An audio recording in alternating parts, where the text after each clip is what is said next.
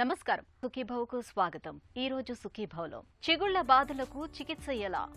చెవిలో మోతలతో బాధపడుతున్నారా? ఛాతిలో face maker? ఈ జాగ్రత్తలు తప్పనిసరి. ఆస్తమాకు మందులెప్పుడు, ఇన్హేలర్ ఎప్పుడు?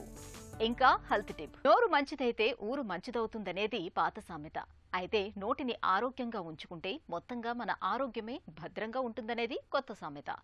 కారణాలేవైనా కావచ్చు, ఇవాళ మనలో చాలా మందిలో వయసుతో పాటు దంతక్షయం మొదలుకొని చిగుళ్లు జారిపోవటం, చిగుళ్ల నుంచి రక్తస్రావం జరగటం వరకు చాలా రకాల దంత సమస్యలే కనిపిస్తున్నాయి. ఈ నేపథ్యంలో అసలు చిగుళ్లలో సమస్యలు తలెత్తడానికి కారణాలేంటి? చిగుళ్ల జబ్బుకు ఆధునిక దంత వైద్యంలో ఎలాంటి చికిత్సలు అందుబాటులో ఉన్నాయి? మొదలైన వివరాల గురించి ఇప్పుడు తెలుసుకుందాం.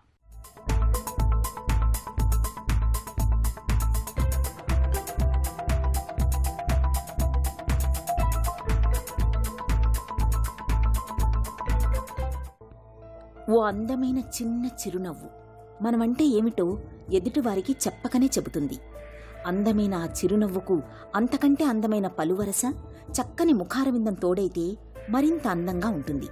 అయితే అందమైన చిరునవ్వుకు చక్కటి పలువరస, అందమైన ముఖారవిందం ఇవి మాత్రమే చాలవు. ముత్యాల్లాంటి దంతాల్ని పట్టి ఉంచే మన చిగుళ్ళు కూడా చక్కటి ఆరోగ్యంతో ఉండాలి. అప్పుడే మన చిరునవ్వు శోభాయమానంగా ఉంటుంది. అయితే కారణాలేవైనా కావచ్చు, కానీ ఇవాళ మనలో చాలా మందికి చిగుళ్లలో చాలా సమస్యలే కనిపిస్తున్నాయి.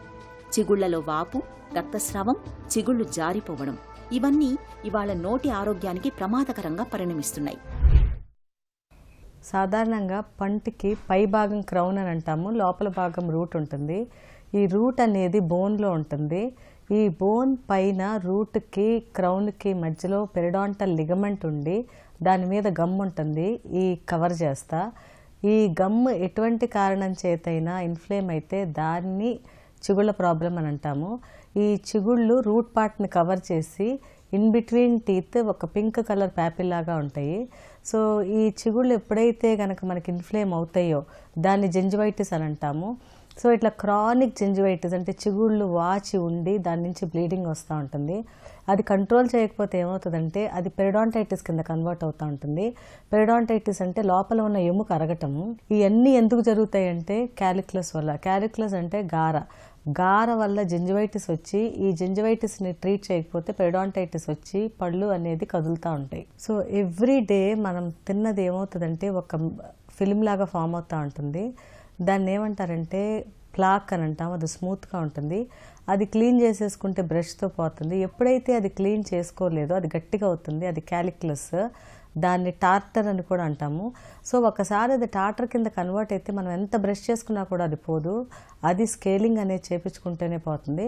ఎప్పుడైతే ఆ గార్ అనేది మన చిగుళ్ళ దగ్గర ఉంటుందో చిగురు రియాక్ట్ అయ్యి ఇన్ఫ్లమేషన్ వస్తుంది. సో ఎప్పుడైతే చిగురు ఇన్ఫ్లేమ్ అయిందో చిగుళ్ళ నుంచి బ్లడ్ అనేది వస్తూ ఉంటుంది. సో ఫస్ట్ సైన్ ఏంటంటే చిగుళ్ళు వాచి బ్లీడింగ్ అనేది రావటము. సో చాలామంది ఏం చేస్తారంటే ఈ బ్లీడింగ్ ఉంది కదా అని తక్కువ క్లీనింగ్ చేస్తూ ఉంటారు. అప్పుడు ఏమవుతుందంటే ఇంకా చిగుళ్ళు వాచి ఈ గారు అనేది చిగుళ్ళ లోపలికి వెళ్ళిపోతూ ఉంటుంది. చిగుళ్ళ లోపల గారు ఉండి పైన చిగురు కవర్ అయిపోయి చిగురు ఇంకా వాసి ఇంకా బ్లీడింగ్ అనేది వస్తూ ఉంటుంది. స్లోగా ఎముక కూడా అరిగిపోవటం మొదలు పెడతా ఉంటుంది. ఈ చిగురుకి సపోర్ట్ ఇచ్చేది ఎముక. ఎప్పుడైతే ఎముక అరిగిపోతూ ఉంటుందో చిగుళ్ళు స్లోగా ష్రింక్ అవుతూ ఉంటాయి. అంటే బ్లీడింగ్ కూడా తగ్గిపోయి స్లోగా ష్రింక్ అయ్యి చిగుళ్ళు జరిగిపోయి కిందకి వెళ్ళిపోతూ ఉంటాయి. పై చిగుళ్ళు పైకి జరుగుతాయి, కింద చిగుళ్ళు కిందకి జరుగుతూ ఉంటాయి. ఆ తర్వాత స్లోగా ఏమవుతుందంటే పళ్ళ మధ్యలో సన్న గ్యాప్స్ అనేది వస్తుంది. అప్పుడు కూడా మీరు ట్రీట్మెంట్ తీసుకోకపోతే గ్యాప్స్ బాగా పెరిగిపోయి ఆ తర్వాత పళ్ళల్లో కదలిక అనేది స్టార్ట్ అవుతుంది. ఆ కదలిక స్టార్ట్ అయినాక స్లోగా పళ్ళు ఊడిపోతూ ఉంటాయి. కాబట్టి పెరిడాంటల్ ప్రాబ్లం అనేది నొప్పి లేకుండా జరిగిపోతూ ఉంటుంది. మనం తినే జంక్ ఫుడ్ కావచ్చు, మనం తాగే కోలా పానీయాలు, కాఫీ, టీలు కావచ్చు, ధూమపానం, మద్యపానం, గుట్కా, సిగరెట్ వంటి పొగాకు వ్యసనాలు కావచ్చు. ఇవన్నీ ఇవాళ మన చిగుళ్లకు శాపాలుగా మారుతున్నాయి. చివరికి చిగుళ్ల ఆరోగ్యాన్ని దెబ్బతీస్తున్నాయి. చిగుళ్లకు దంతాలకు మధ్య ఉండే ఖాళీ స్థలాల్లో ఆహారపు తునకలు ఇరుక్కుపోవడం, దంతాలను సరిగ్గా శుభ్రం చేసుకోకపోవడంతో ఆహారపు తునకలు అక్కడే ఉండిపోయి కుళ్ళిపోవడంతో హానికారక బ్యాక్టీరియా చేరుతుంది. ఈ బ్యాక్టీరియా క్రమంగా చిగుళ్లలో వాపు, రక్తస్రావం వంటి సమస్యల్ని తెచ్చిపెడుతూ చివరకు ఏకంగా చిగుళ్లకే ఎసరు పెడుతుంటుంది. కొన్ని సందర్భాలలో చిగుళ్ల కింది భాగంలోని ఎముకల్లోకి కూడా బ్యాక్టీరియా చేరి పెరియోడాంటైటిస్ అనే సమస్య కూడా మొదలవుతుంటుంది. జింజివైటిస్ వచ్చిందనుకోండి, అప్పుడు ట్రీట్మెంట్ అనేది క్లీనింగ్. కంపల్సరీ క్లీనింగ్ చేసి గమ్ మసాజ్ అనేది చేసుకోవాలి. పొద్దున పూట, రాత్రిపూట. పైన చిగుళ్ళు గమ్ యాస్ట్రింజెంట్స్ అని ఉంటాయి, అవి మీకు దంతవైద్యుడు ప్రిస్క్రైబ్ చేస్తారు. ఆ యాస్ట్రింజెంట్స్ గమ్ మీద రాసి ఫింగర్తో పైన గమ్స్ కిందకి, కింద గమ్స్ పైకి గట్టిగా మసాజ్ చేసుకోవాలి బ్రషింగ్ అయినాక. యూజువల్గా బ్రషింగ్ ఆఫ్ ద నోరు క్లీనింగ్ అంటే ఈ పళ్ళు క్లీన్ చేసుకుని, గమ్ మసాజ్ చేసుకుని, టంగ్ క్లీనింగ్ చేసుకోవటమే బ్రషింగ్. ఇవన్నీ చేస్తే కనుక మీకు ఎటువంటి ఇబ్బంది ఉండదు. సో ఒకవేళ మీకు పెరిడాంటల్ ప్రాబ్లం అంటే ఎముక కూడా అరిగిపోతూ ఉంటే ఎంతవరకు అరిగిపోయింది అనేది చూసుకుంటాం ఎక్స్రేస్లో. ఒకవేళ ఎముక బాగా అరిగిపోతూ ఉంటే ఫ్లాప్ సర్జరీ అని చేస్తాము. అంటే చిగుళ్ళన్నీ ఓపెన్ చేసి ఆ లోపల ఎముక అరిగిపోయి ఒక గ్రాన్యులేషన్ టిష్యూ ఫామ్ అవుతుంది. అదంతా నీట్గా క్యూరేట్ చేసి మళ్ళీ ఎముక ఫామ్ అవటానికి బోన్ గ్రాఫ్ట్ అనేది పెడతాము. అది హైడ్రాక్సీ అపెటైట్ క్రిస్టల్స్. ఎప్పుడైతే బోన్ గ్రాఫ్ట్ పెట్టి క్లోజ్ చేస్తామో 6 monthsకి మళ్ళీ నీట్గా ఎముక అనేది ఫామ్ అవుతూ ఉంటుంది. ఈ ఎముక అనేది ఫామ్ అవటానికి మనం పెట్టే గ్రాఫ్ట్ ఉపయోగపడుతూ ఉంటుంది. దీని నుంచి ఎముక రెస్పాండ్ అయ్యి మళ్ళీ రీగ్రో అవుతూ ఉంటుంది. సో అది బోన్ ఫార్మేషన్కి మనం ఉపయోగపడతాము. సో అది పెరిడాంటైటిస్ ఉన్నప్పుడు ఫ్లాప్ సర్జరీ చేసి ఎవ్రీ 6 months ఒకసారి చెకప్ చేసుకుని, ఎవ్రీ 6 months ఒకసారి పళ్ళు క్లీన్ చేయించుకుంటే మళ్ళీ ఈ ప్రాబ్లం రాకుండా ఉంటుంది. చిగుళ్లలో సమస్యలు మొదలైనప్పుడు చిగుళ్లలో తరచూ వాపు వస్తుంటుంది. చిగుళ్ల నుంచి రక్తస్రావం జరుగుతుంటుంది. చిగుళ్లను ముట్టుకుంటే బాగా నొప్పిగా ఉంటుంది. చిగుళ్లు బలహీనం కావడంతో పళ్ళు కూడా పక్కలకు కదిలిపోతుంటాయి. దంతాలు ఊడిపోవడం జరుగుతుంటుంది. ఇప్పటికే హై బీపీ, షుగర్ జబ్బులు ఉన్నప్పుడు వాటికి వాడే మందుల మూలంగా కూడా చిగుళ్లకు మరింతగా సమస్యలు పెరుగుతుంటాయి. గర్భనిరోధకానికి వాడే నోటి మాత్రల మూలంగా కూడా ఒక్కోసారి చిగుళ్లలో సమస్యలు కనిపిస్తుంటాయి. చిగుళ్లలో వాపు, రక్తస్రావం వంటి సమస్యలు కనిపిస్తున్నప్పుడు నిర్లక్ష్యం చేయకుండా వెంటనే డాక్టర్ని సంప్రదించి తగిన చికిత్స తీసుకోవాలి. ఎవ్రీ ఇయర్ మీరు నీట్గా గమ్స్ కింద కూడా క్లీన్ చేయించుకోండి. ఎవ్రీ టైం మీరు 2 times బ్రష్ చేసుకోండి, పొద్దున నైట్ పడుకోబోయే ముందు. ఈ బ్రష్ చేసుకున్నాక గమ్ మసాజ్ కంపల్సరీ చేసుకుంటే గమ్స్ స్వెల్లింగ్ అనేది ఉండదు.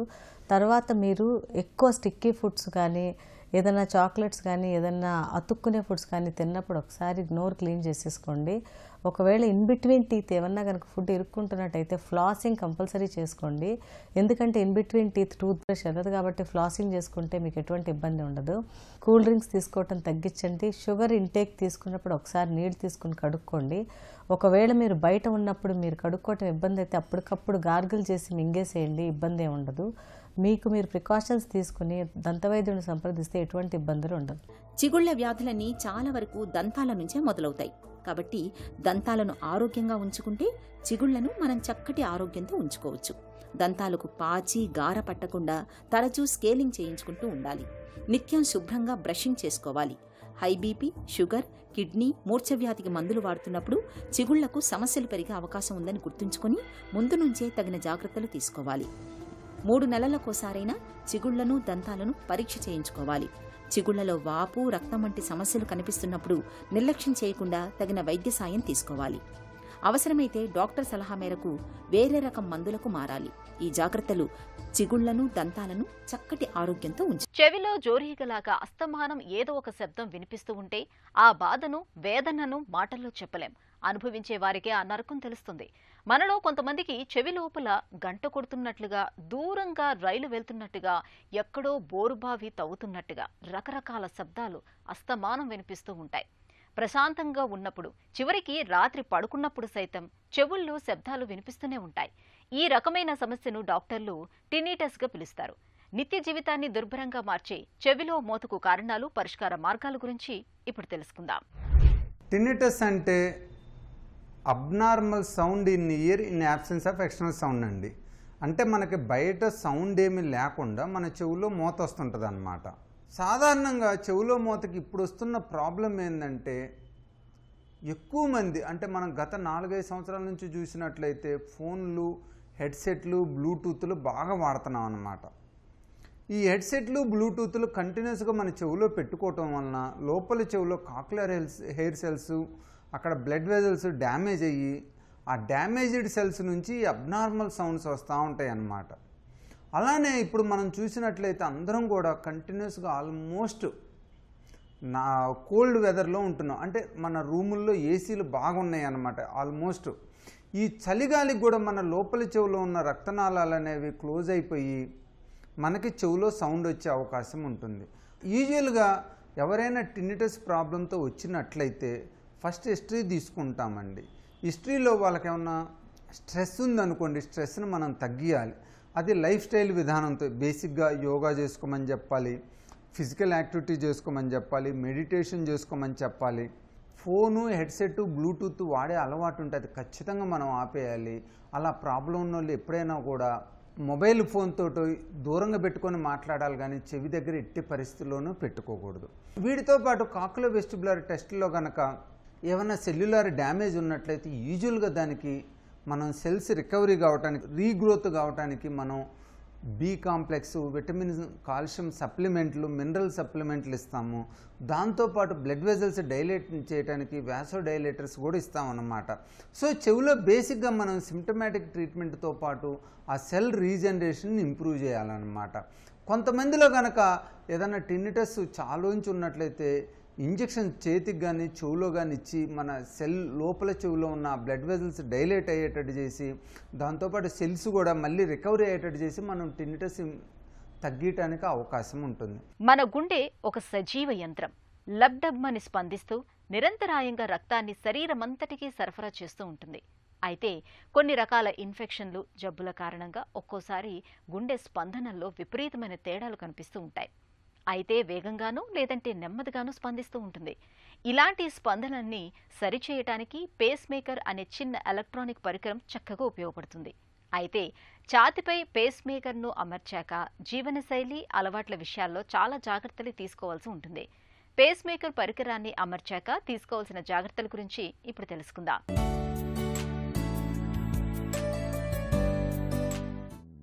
గుండె లయ తప్పి స్పందిస్తున్నప్పుడు దాని స్పందనల్ని క్రమబద్ధం చేసేందుకు డాక్టర్లు రోగి ఛాతీలో పేస్ మేకర్ పరికరాన్ని అమరుస్తుంటారు. ఈ పేస్ మేకర్ పరికరం విద్యుత్ ప్రచోదనాలను వెలువరిస్తూ గుండె వేగం తగ్గకుండా చూస్తుంది. కాబట్టి దీని విషయంలో కొన్ని జాగ్రత్తలు తీసుకోవటం తప్పనిసరి. అమర్చిన తర్వాత వారం వరకు ఛాతీ మీద వేసిన బ్యాండేజీని మార్చకూడదు. తొలి రోజుల్లో అమర్చిన చోట దురద పెడుతున్నట్టు అనిపిస్తుంది. అయినా కూడా గోకటం, చేత్తో గట్టిగా రుద్దటం వంటివి చేయకూడదు. 4 నుంచి 6 వారాల వరకు కఠినమైన, తీవ్రమైన వ్యాయామాలు చేయకూడదు. ముఖ్యంగా పేస్ మేకర్ను అమర్చిన వైపు చేత్తో బలమైన పనులు చేయకూడదు. ఆ తర్వాత అన్ని పనులు చేసుకోవచ్చు.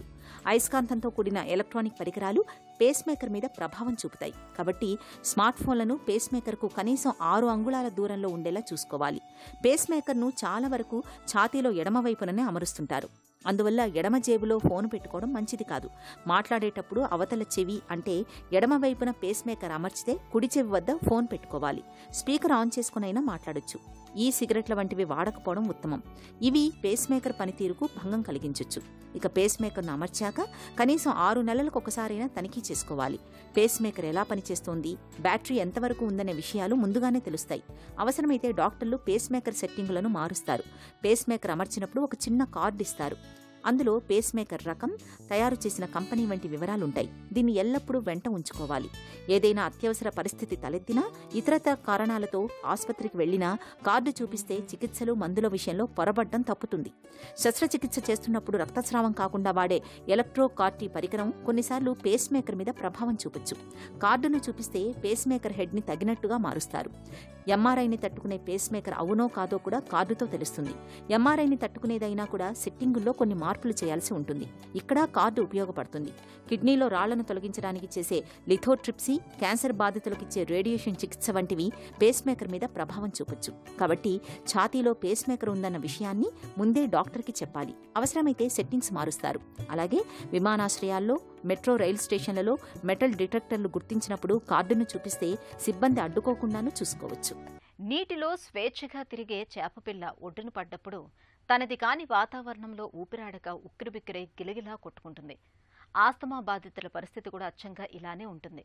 మనదైన వాతావరణంలో ఉన్నప్పటికీ శ్వాస మార్గాలు సన్నగా కుచించుకుపోవటం వల్ల ఊపిరి సరిగ్గా ఆడదు. దీంతో శ్వాస కోసం బాగా కష్టపడుతూ ఉంటారు. ఈ శ్వాస కష్టాల్ని అధిగమించేందుకు ఇన్హేలర్లు చక్కగా ఉపయోగపడతాయి. అయితే ఇన్హేలర్లపైన సరైన అవగాహన లేకపోవటం, వాటి వాడకంలో ఎలాంటి జాగ్రత్తలు తీసుకోవాలో తెలియకపోవడంతో చాలామంది ఆస్తమా బాధితులు ఇన్హేలర్లతో కుస్తీలు పడుతూ ఉంటారు. శ్వాస కష్టాల్ని తేలిక చేసే ఇన్హేలర్ల గురించిన పూర్తి వివరాల్ని డాక్టర్ని అడిగి ఇప్పుడు తెలుసుకుందాం.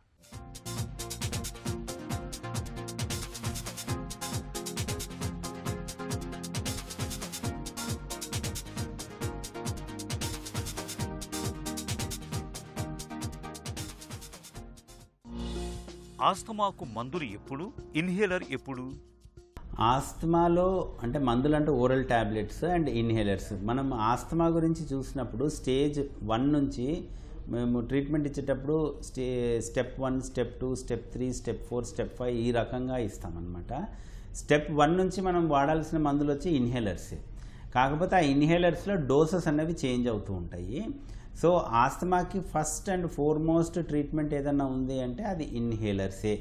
ఈ ట్యాబ్లెట్స్ అనేవి ఓన్లీ అడిషన్, అంటే ఇంకా ఏమన్నా జలుబు కూడా ఉందనుకోండి దానికి అడిషన్, లేకపోతే ఇన్హేలర్స్ ఒక్కటే పని చేయకపోతే దానికి అడిటివ్గా మనము ట్యాబ్లెట్స్ కూడా యాడ్ చేస్తూ ఉంటాము. ఇన్హేలర్లు ఎలా పనిచేస్తాయి? వీటి ప్రాథమిక సూత్రం ఏంటి? సో ఆస్తమాలో ఏమవుతుందంటే మనకి గాలిపోయే గొట్టాలు ఉంటాయి కదా, అంటే మనకి ట్రెకియా అంటాం, అంటే విండ్ పైప్. ఆ విండ్ పైప్ డివైడ్ అవుతూనే ఉంటుంది అనమాట. First wind pipe right left side divide అవుతుంది. అట్లా కంటిన్యూస్గా almost like 21 generations, 21 to sometimes 27 generations divide అవుతుంది. మన వేళ్ళలాగా బైనరీ డివిజన్ ఉంటుంది. లాస్ట్లో గ్యాస్ ఎక్స్చేంజింగ్ యూనిట్స్ వస్తాయి అనమాట. సో ఇవన్నీ ఎయిర్వేస్ అంటాం మనం. ఈ ఎయిర్వేస్లో ఆస్తమా పేషెంట్స్లో ఏమవుతుందంటే ఇన్ఫ్లమేషన్ ఉంటుందన్నమాట. ఆ ఇన్ఫ్లమేషన్ అంటే మనము కొలోకియల్ లాంగ్వేజ్లో చెప్పాలి అంటే వాపు లాగా ఉంటుంది. ఆ ఇన్ఫ్లమేషన్ ఉండడం వల్ల ఏమవుతుందంటే ఆస్తమా ఉన్న వాళ్ళలో ఆ ఎయిర్వేస్ చాలా ఇరిటబుల్గా ఉంటాయి అన్నమాట.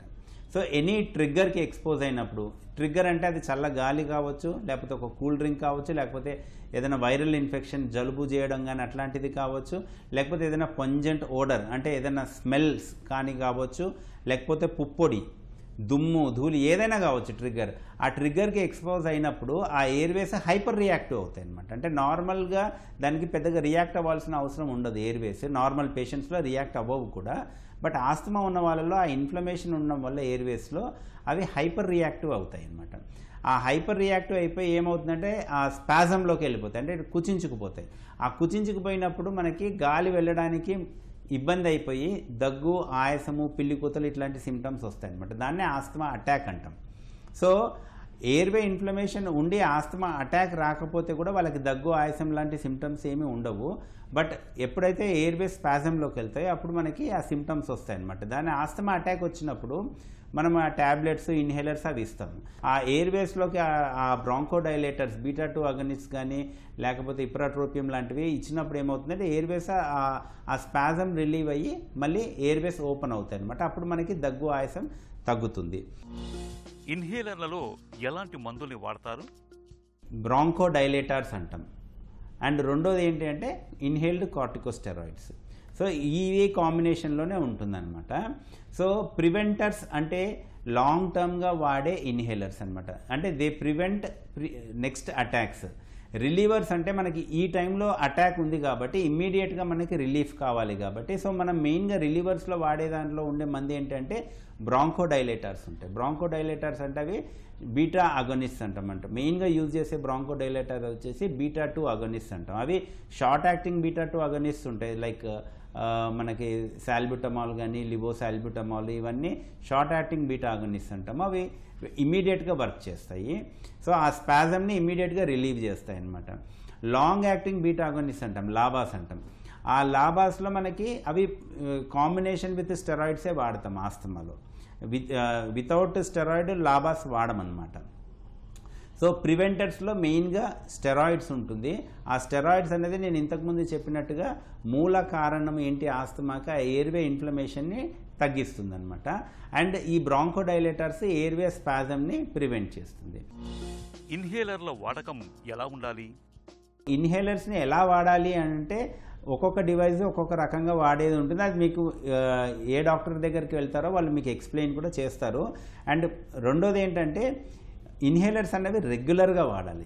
అది చాలా చాలా ఇంపార్టెంట్. అది ఏ రకమైన ఇన్హేలర్ అవ్వనివ్వండి, ఏ డివైస్ అవ్వనివ్వండి, దాన్ని కరెక్ట్గా వాడితే అన్ని రకాల ఇన్హేలర్ డివైజెస్తో కూడా మనకి సేమ్ ఏమంటారు అవుట్కమ్ ఉంటుందన్నమాట. కాకపోతే దాన్ని కరెక్ట్ పద్ధతిలో వాడేది అనేది చాలా చాలా ముఖ్యం. అంటే కొన్ని సర్వేస్లో తేలింది ఏంటంటే చాలామంది ఇన్హేలర్స్ కరెక్ట్గా వాడకపోవడం వల్ల ఆస్తమా అటాక్స్ పెరుగుతూ ఉంటాయి అనమాట. అంటే కరెక్ట్ జబ్బు నిర్ధారణ కరెక్టే, ఇచ్చిన ట్రీట్మెంట్ కరెక్టే, కాకపోతే ఆ పేషెంట్స్ ఆ ఇన్హేలర్స్ కరెక్ట్గా వాడకపోవడం వల్ల ఆ ఆస్తమా అనేది కంట్రోల్లోకి రావట్లేదన్నమాట. ఆస్తమాలో కూడా ఆ మెయిన్ రూట్ కాజ్ అయిన ఇన్ఫ్లమేషనే టార్గెట్ చేస్తాం కాబట్టి అది రెగ్యులర్గా సిమ్టమ్స్ లేకపోయినా కూడా ఇన్హేలర్స్ ఖచ్చితంగా డాక్టర్ గారు చెప్పినట్టుగా రోజుకి 2 సార్లు, లేకపోతే ఇప్పుడు అల్ట్రా లాబాస్ కూడా వచ్చాయి కాబట్టి రోజుకి ఒక్కసారి మినిమమ్ ఆ ఇన్హేలర్స్ అనేవి కంటిన్యూ చేయాల్సిందే. ఇన్హేలర్లను ఒకసారి మొదలు పెడితే జీవితాంతం వాడాలా? ఇన్హేలర్స్లో ఉండేది బ్రాంకోడైలేటర్స్ అండ్ స్టెరాయిడ్స్, ఆ రెండే ఉంటాయి. ఆ స్టెరాయిడ్స్ రెగ్యులర్గా చాలా చాలా తక్కువ మోతాదులో వాడతాం మనం. ఇప్పుడు ఇదే ఎఫెక్ట్ రావడానికి అదే స్టెరాయిడ్ ట్యాబ్లెట్ రూపంలో ఇవ్వాలంటే 1000 రెట్లు ఎక్కువ డోస్ ఇవ్వాల్సి ఉంటుందన్నమాట. అంటే మనం ఇన్హేలర్స్లో ట్యాబ్లెట్స్లో ఉండే స్టెరాయిడ్తో కంపేర్ చేస్తే 1000 రెట్లు తక్కువ డోస్ వాడతాం కాబట్టి సైడ్ ఎఫెక్ట్స్ కూడా 1000 రెట్లు తక్కువగా ఉంటుంది. సో జీవితాంతం మనం ఆ ఇన్హేలర్ స్టెరాయిడ్ వాడినా కూడా మీకు సైడ్ ఎఫెక్ట్స్ వచ్చే అవకాశాలు చాలా చాలా చాలా చాలా తక్కువ. దానివల్ల ఉండే బెనిఫిట్సే ఎక్కువ ఉంటాయి. మీ సైడ్ ఎఫెక్ట్స్ గురించి పెద్దగా వరీ అవ్వాల్సిన అవసరం లేదనమాట. అండ్ ఇన్హేలర్స్ అడిక్షన్ కాదు.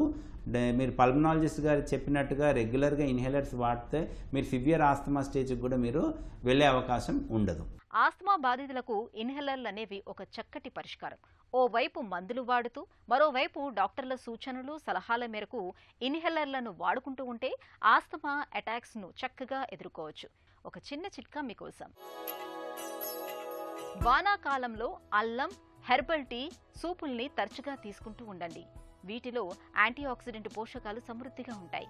ఇవి శరీరంలో రోగనిరోధక శక్తిని పెంపొందిస్తాయి. అంతేకాదు శరీరాన్ని వెచ్చగా కూడా ఉంచుతాయి.